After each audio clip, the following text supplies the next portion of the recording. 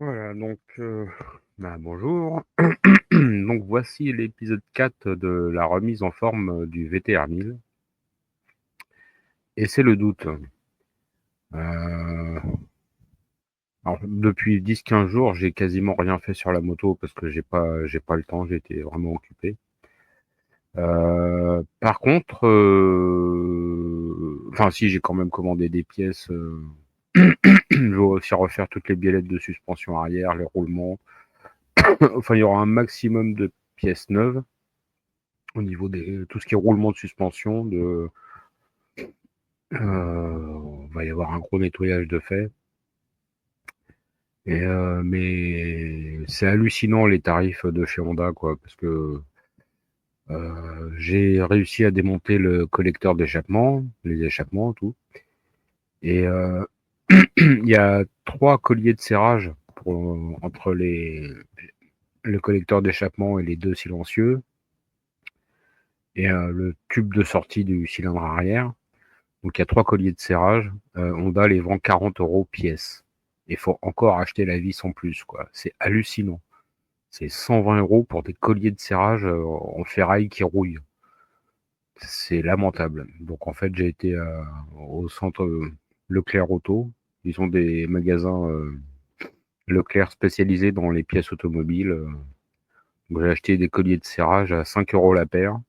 C'est le bon diamètre. Alors c'est en ferraille traité, c'est jaune. Je sais pas le nom du traitement, ce que c'est. Bon, ça fera un peu moche, mais c'est 5 € la paire, quoi. Donc en fait, ça me coûtera.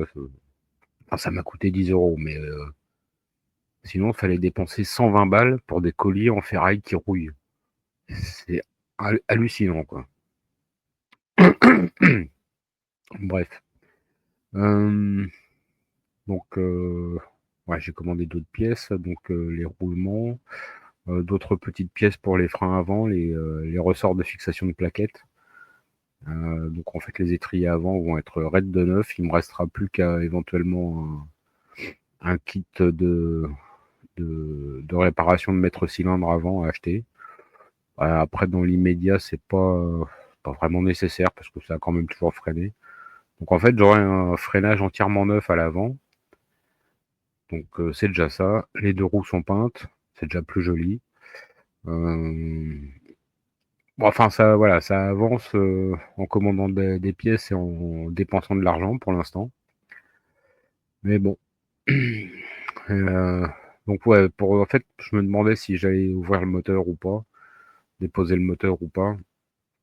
Euh, Dans l'immédiat, vu ce qu'elle m'a déjà coûté, alors j'ai pas la liste totale de ce qu'elle m'a coûté la moto, euh, mais bon, pour l'instant, je vais arrêter là.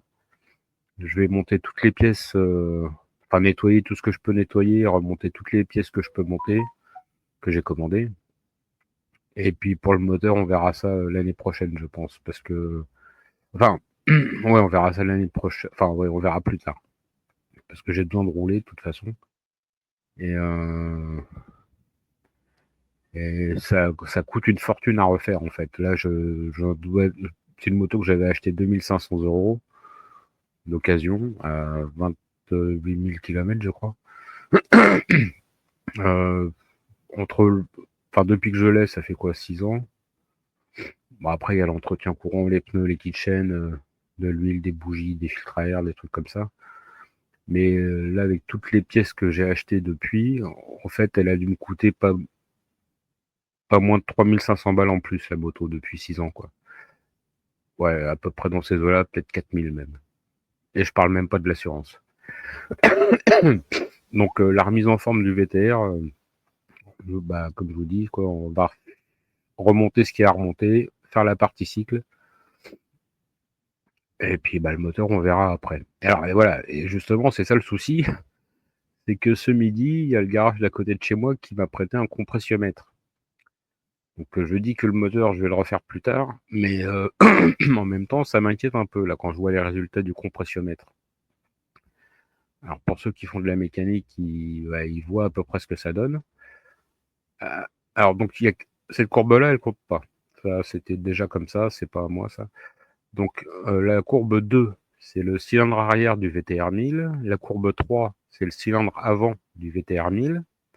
Donc les deux sont bien l'une au-dessus de l'autre. Enfin, elles sont identiques, les deux courbes, à 7 à 1, 7,5 pour 1. 7 barre 5 pour 1. Donc, alors ce qui est bien, c'est que les deux courbes sont identiques.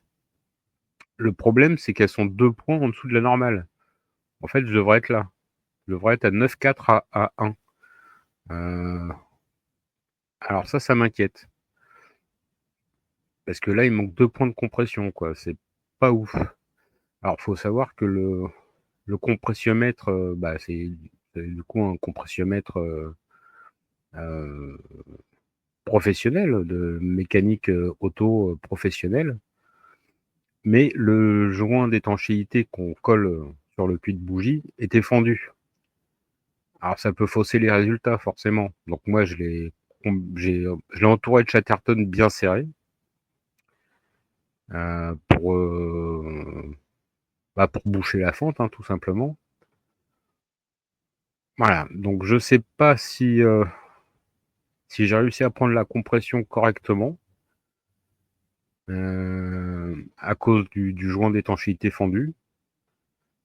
Ce qui est rassurant, c'est que les deux prises de compression sont identiques pour les deux cylindres, mais par contre elles sont 2 points en dessous, quoi.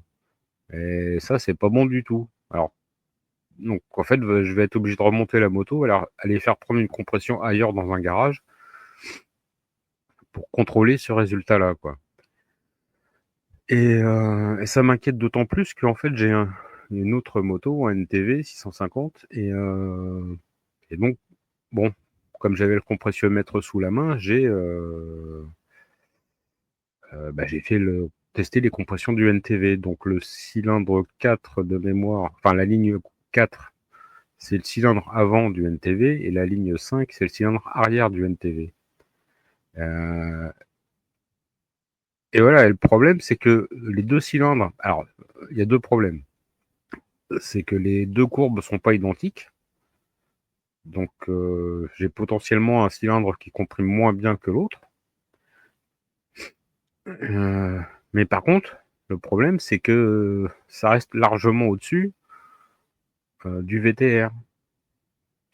Et alors le VTR a 76 000 km et le NTV, que j'ai quasiment jamais entretenu à part filtre à air, filtre à huile, jamais rien fait dessus, quoi. J'ai un petit jeu aux soupapes tous les 4 ans, et encore quand j'y pensais. Donc voilà, j'ai absolument rien fait dessus. Il a 150 000 km. Il en a vu de toutes les couleurs.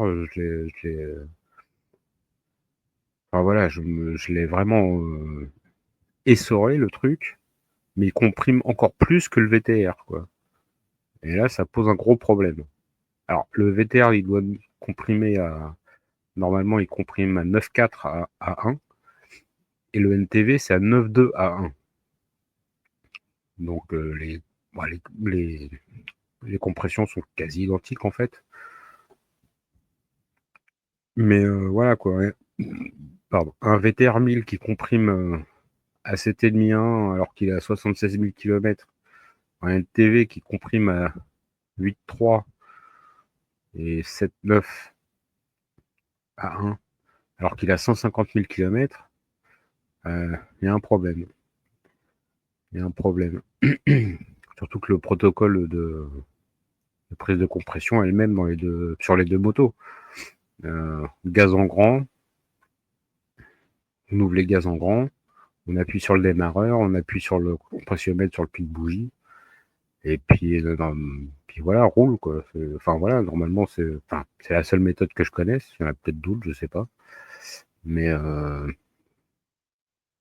j'ai utilisé la même méthode sur les deux machines, donc il y a un souci. Il y a un souci. Ou alors, c'est vraiment le compressiomètre, comme le joint était plus étanche et fendu, ça a vraiment faussé complètement les mesures. Ce qui fait que là, le résultat n'est pas fiable. J'ai peut-être plus de compression. Après, ouais, c'est ça. Ce qui est rassurant, c'est que sur le VTR, les deux cylindres compriment à l'identique. Et sur le NTV, ça comprime pas du tout à l'identique. Et à la limite, pour une moto qui a 30 ans et 150 000 kilomètres, dont je lui ai mis sa race en fait, le LTV, il en a vu toutes les couleurs, quoi. Donc, il a même tourné, il a même tourné dans le sud, il a fait des centaines de kilomètres sans liquide de refroidissement, le truc. Je faisais des allers-retours de 100 bornes sans liquide de refroidissement, en plein été, et le truc il chauffait pas, quoi. C'était incroyable. Enfin, si, il chauffait, en fait, il chauffait, mais la sonde de température était squeak, donc je m'en rendais pas compte. Mais increvable. J'ai fait des 2500 km en 3 jours, 4 jours. Le truc, il a pas bronché, quoi. Ouais, c'est un veau, hein. Par contre, il avance pas, quoi. Il est à 140, il commence à s'essouffler, quoi. Je lui ai vraiment mis sa race, quoi. Mais increvable. C'est incroyable, cette machine. Et le VTR, lui, il marche mieux, il marche plus fort, il est plus puissant et tout.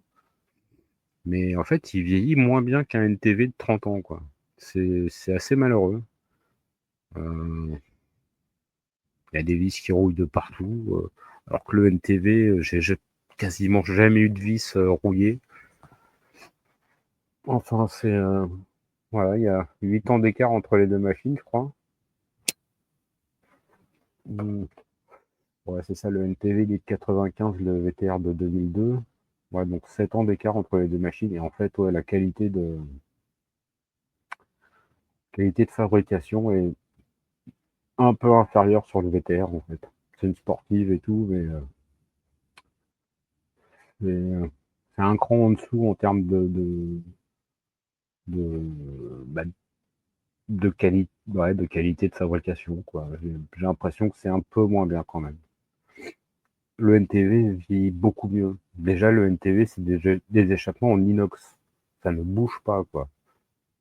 Alors que le VTR, c'est un échappement en ferraille qui rouille, c'est dégueulasse. Le NTV, alors que c'est un utilitaire ultra basique, bah, c'est de l'inox. Voilà, quoi. Euh, donc voilà. Et puis normalement, la semaine prochaine, j'aurai reçu toutes mes pièces. Et puis on va pouvoir commencer le remontage. Il me reste pas mal de trucs à faire. J'ai j'ai un pote qui va m'aider, enfin qui va sûrement ressouder ou refaire une fixation pour le radiateur d'eau qui était abîmé sur le VTR. Euh, à l'occasion, j'essaierai d'en acheter un d'occasion, ça sera quand même mieux, mais pas dans l'immédiat, il va coûter trop cher. Donc,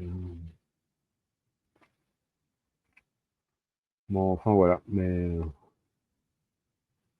ouais, très surpris par les résultats des prises de compression. J'avoue, là, je ne m'y attendais pas. Donc, voilà, du coup, ça m'oblige à aller dans un garage pour refaire un test du VTR, quoi. Une prise de compression du VTR. Parce que si j'ai vraiment 2 points de compression en moins sur le VTR 1000, bah là, c'est ouverture moteur, segmentation, voie réalisage. Euh, donc, ça va me coûter encore, il y a quasiment 400 balles 400 balles de pochette de joint. Rien que ça. Euh, quitte à ouvrir, bon, après, réalisage, je sais pas combien ça coûte à faire. Je crois que c'est 100 balles le trou, en fait. Bon, il y en a deux, forcément. Un kit piston, des segments. Voilà, du coup, ce sera une ouverture complète du moteur avec, tant qu'on y est, un embrayage, hein, parce que une fois que c'est ouvert, autant en profiter. Et éventuellement un peu de pignonnerie au niveau de la boîte de vitesse, parce que la première, deuxième, ça commence à avoir du jeu. Bon, c'est normal, hein. C'est les rapports qui passent le plus, en fait.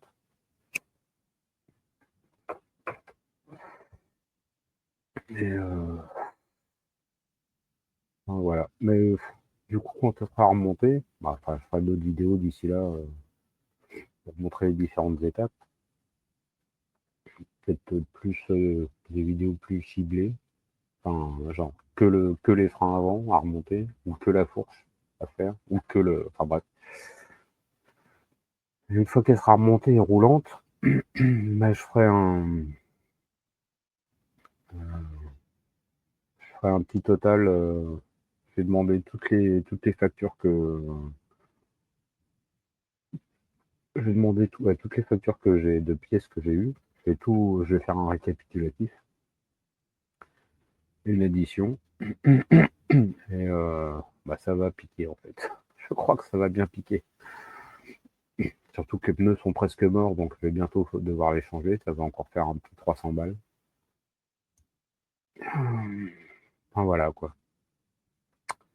Voilà les dernières nouvelles. Bon bah voilà, c'est fini. À la prochaine. Salut.